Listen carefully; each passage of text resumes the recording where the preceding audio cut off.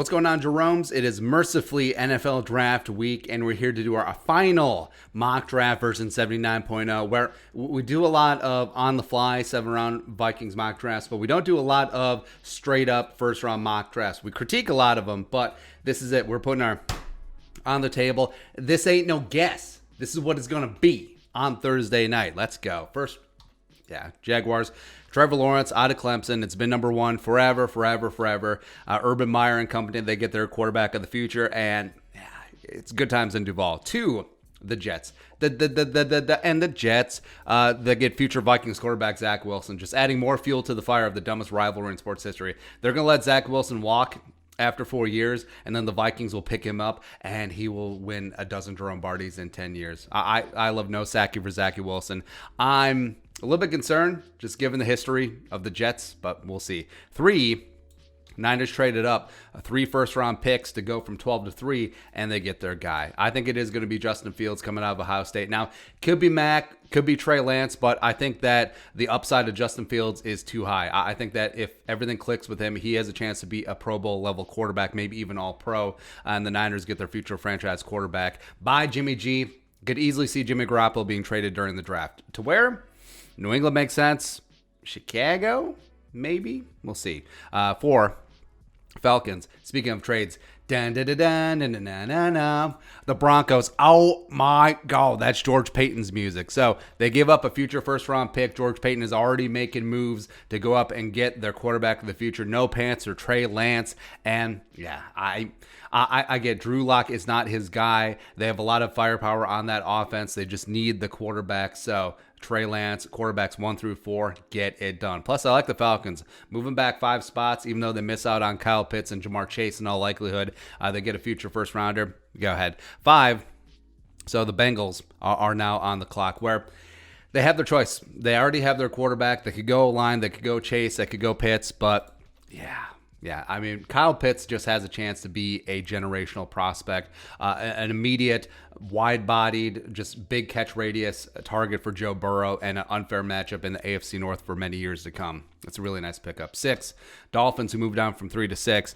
Take a guy that they certainly would have taken at 3 anyway. Weapons for Tua, Jamar Chase, wide receiver 1 in this class. Tough, feisty, outside-the-numbers guy. Pairs up with Devontae Parker. Did you know he went to college with Teddy? 7, Lions, where the Lions have a choice, man. So they easily could take Penei Sewell, pair him up with Taylor Decker. You have a nice tackle pairing for the long term, but, I mean, you paid a lot of money for Big V.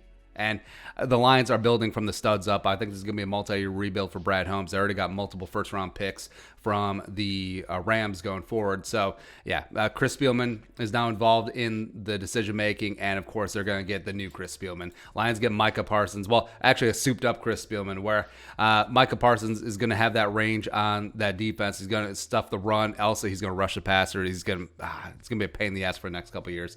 8, Panthers. Now, they certainly could stick and pick and take Mac Jones if that's their fancy, but they gotta go BPA. Where this is 2 years in a row, the Panthers have just been able to sit back and go BPA. So Penei Sewell, no matter what, now he's gonna step in at left tackle, and him and Taylor Moton are gonna be a really beautiful bookend tackle for Sam Darnold. Where and it's just gross. Where the Panthers last year at 7, they were able to just sit back and Braunfeld them, but now they get Penei Sewell, first tackle off the board. Now, if he falls this far, I think the Vikings should consider moving up from 14. Now, what would you have to do? You might have to get up to 6.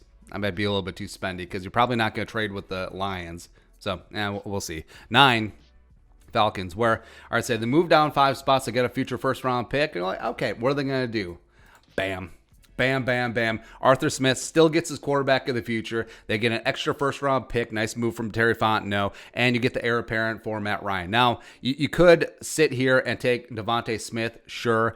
Maybe you go with one of the offensive linemen. Yes, but you have a chance in the top 10 to get a guy that probably would benefit massively from sitting for a year or two behind Matt Ryan. Go ahead.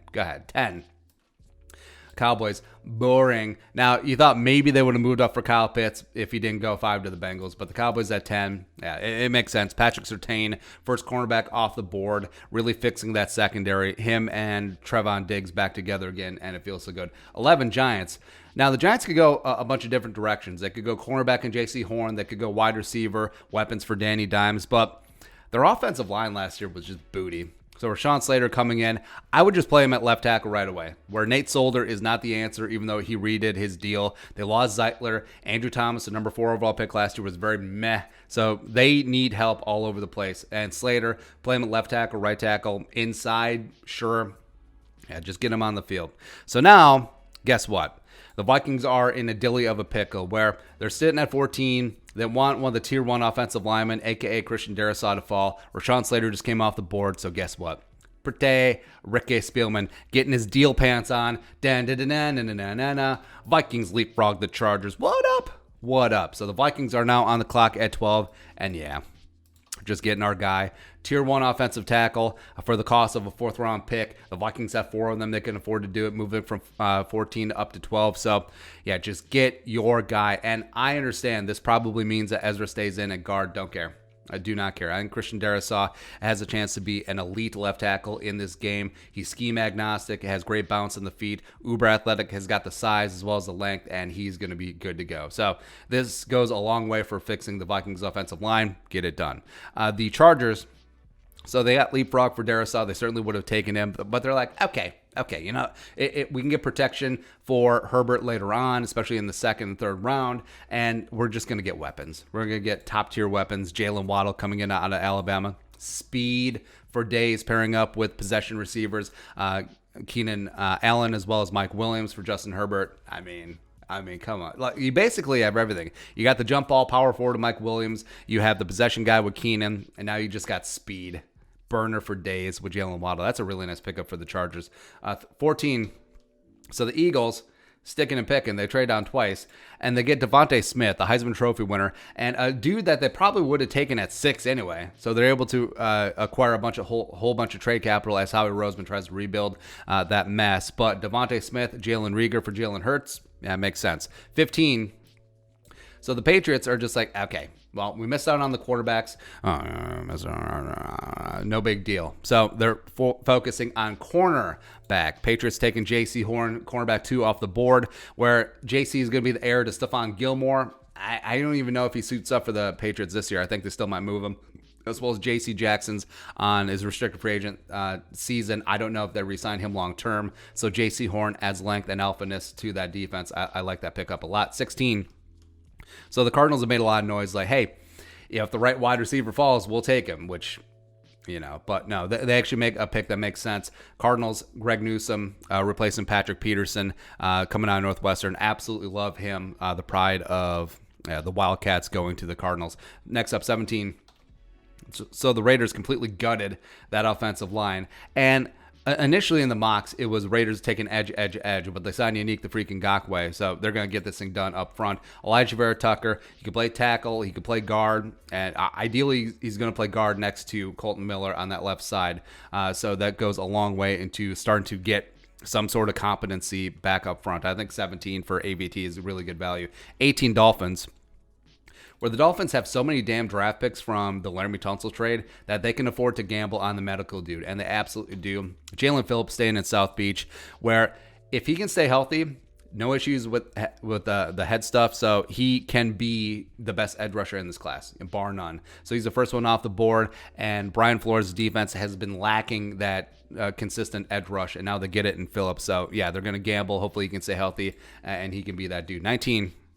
So Washington, their defense is already just jacked up and ready, and they would have been on an offensive line. They would have been on a quarterback, but yeah, they're just going to go BPA, Jeremiah Usu-Koromora, where that defense is already stacked. It's already jacked, and now adding Joke to that mix makes Rivera's unit one of the best in the league. You like it. You like it. Next up, Bears at 20. Speaking of dislike, so the Bears going offensive line. This hurts. Tevin Jenkins from the Oklahoma State University. Plop his ass at right tackle. Maybe you play him inside at guard. But, yeah, just some nastiness of physicality that the Bears have been lacking up front. So they get that done. Man, that sucks. Gotta go up against Tevin Jenkins. Oh, Jenkins versus Daniil Hunter twice a year. That's gonna be a fun matchup, man. Gonna be fun. My money's on Daniil, by the way. 21 Colts. So they certainly need left tackle to replace Anthony Costanzo, but they could get that in round 2. Maybe they maneuver for a guy like Sam Cosmi or Dylan Raduns. Spoiler, they're not in the first round. So they go BPA. F you, pay me. Upside on that defensive line, replacing Justin Houston, where, I mean, Kwity Paye, I mean, the Dwight Freeney comparisons, slightly short, squatty, absolutely physical upside guy, but Kwity Paye add to that defensive line. That's a really nice get for Indianapolis and Chris Ballard. 22, the Tennessee Titans, John Robinson. Yeah, hopefully trying to not draft the Isaiah Wilson of this class. So 22, they lost to Dory Jackson. They got rid of Malcolm Butler. So gamble on Caleb Farley. I said Chris Farley. Gamble on Chris Farley too. Rest of Power King. So Caleb Farley got the medical issues, had 2 back surgeries, but if he was fully healthy, medicals weren't an issue, he would be the cornerback 1 in this class. He's got speed, he's got size, he's got length. He can be a phenomenal press man cornerback. Him and Christian Fulton can be a nice cornerback duo for years to come for the Tennessee Titans. 23, the Jets. And the Jets. So you got Zach Wilson, but Robert Saleh, he's a defensive guy, right? You got to get him some toys. So you get Azeez Ujulari, the redshirt sophomore, just starting to scratch the surface of his potential, and he can be an absolute alpha. He can be that Von Miller on that defense coming off the edge. I really like this pickup for the Jets. 24. Steelers have a lot of needs, man. They go all over the place. They could go offensive line. They could go edge. They could force a quarterback pick here. They could go cornerback. They could go linebacker, but nah. It makes sense here. 24, Najee Harris, running back 1 in this class. Steelers' running game was booty last year for a team that was 11-0. James Conner and Benny Snell did not get it done. But Najee Harris can run with power. He can be a great receiver out of the backfield. And ironically, he is Le'Veon Bell 2.0. Maybe a little bit more power than Le'Veon Bell, but yeah, he's certainly in that wheelhouse. And with Big Ben just like aging out, they need a guy like Najee Harris. 25, Jaguars. So you got Trevor Lawrence. Yeah, you got your quarterback of the future. Now you got your quarterback of the back end of that defense. Trevor Moehrig, phenomenal free safety. Him and Rayshawn Jenkins immediately form one of the best safety duos in the league. It's an awesome pick. 26. So this one makes too much sense. The Browns got rid of Larry Ogunjobi as well as cut Sheldon Richardson. So Christian Barmore coming on in. Woo. So just imagine Barmore, Garrett, and Clowney on that D-line. Get some, man. AFC North, look out, everyone. 27, Ravens up first of 2 first-round picks after the Orlando Brown Jr. trade. So the Ravens, how do they do it, man?